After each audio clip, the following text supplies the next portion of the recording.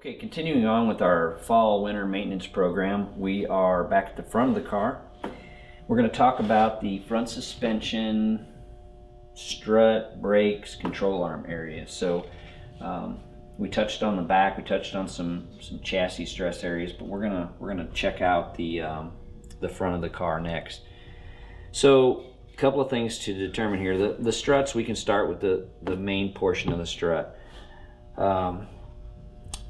Depending on how old the car is, the struts need some maintenance. They don't last forever. They take a beating traveling up and down the road. They take probably more of a beating traveling in the trailer than they do on the track. But the struts are obviously filled with oil, and there's a seal up here in the top. If you're seeing an excessive amount of oil around the top of this strut, especially getting this damp in this area, these struts need some attention. If they've been on the car for a while, like years, like 5, 6, 7, 8 years, they probably need to come off and go on a dyno and get checked out just to make sure the hydraulic dampening is correct. That is not expensive to do. It doesn't take that long to pull the stuff apart. It doesn't change any of the front end setup. You can put it right back on there and not lose any of your alignment. So that's something to consider. But if you're seeing oil around the top of this strut, these things, you can imagine this cavity in here. It's pretty small, so they hold just ounces of oil. They don't hold a lot, so any loss is bad. So if this has got some oil around here, it's definitely coming from inside of the strut, and this thing needs to come off and get checked out. So while you're up here, give a visual to all this other stuff. You've got rod ends, you've got the tie rod tubes and links and bolts. Make sure all these bolts are tight. You just put a wrench on these things and make sure they're tight. And let's also check out the front wheel bearings. Now that's something that often gets overlooked, is that the wheel bearings get packed at the time the car was built, and then usually they don't ever get addressed again. So while you've got this strut off, or even if you don't take the strut off, if you think it's fine, knock the front wheel off this thing and let's look at the wheel bearings. I mean, these are seeing quite high speeds. I mean, these cars are going really fast, so we're seeing a lot of you can have a car that runs anywhere from 150 in the quarter to 270. So this thing is zipping along pretty good, so we should have plenty of grease in there, and it should be fresh grease, not black nasty stuff that's been in there for 5 years. So it literally takes an hour to pop this off and repack these front wheel bearings.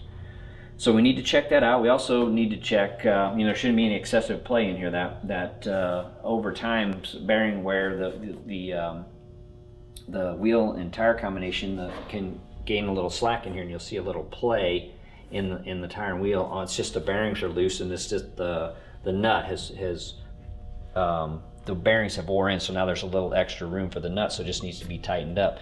So this thing should spin nice and free, and it shouldn't have any excessive play in it.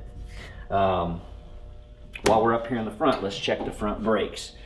The brakes front and back never get addressed until it's too late. So we see this all the time. We get calls last minute, guys are leaving to go to a race, or they're at the racetrack, and the pads are wore down to the backing plate. I mean, I've had them even where they've wore the backing plate out, where the backing plate ends up flipped out and laying on the control arm because they're wore down to nothing. So there's 2 bolts here to take off to split this caliper apart and check the brakes.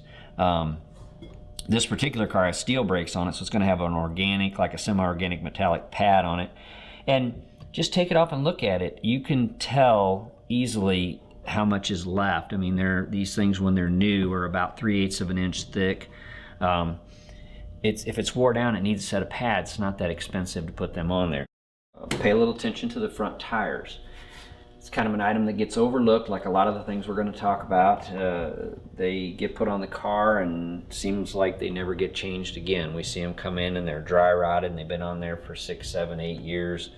You really don't want to be running a car 225, 250, 270, whatever the hell you got, even 150. You don't want to be running it with a dry rotted tire on there. Put a fresh set of tires on over the winter. Definitely don't leave the car down on the tire during the winter. Put it up on jack stands or pro jacks or whatever you've got to raise the car up, but don't let it set on the tire all winter. Put it up, take some weight off of it so it doesn't get a flat spot in it. So check the brakes, check your wheel, check your bearings, make sure you got fresh grease in there. Check your strut. If your strut needs some attention, pull them off and send them to us, and we'll dyno them and make sure they're okay. Other than that, just give everything a visual, put a wrench on it, and you should be good to go.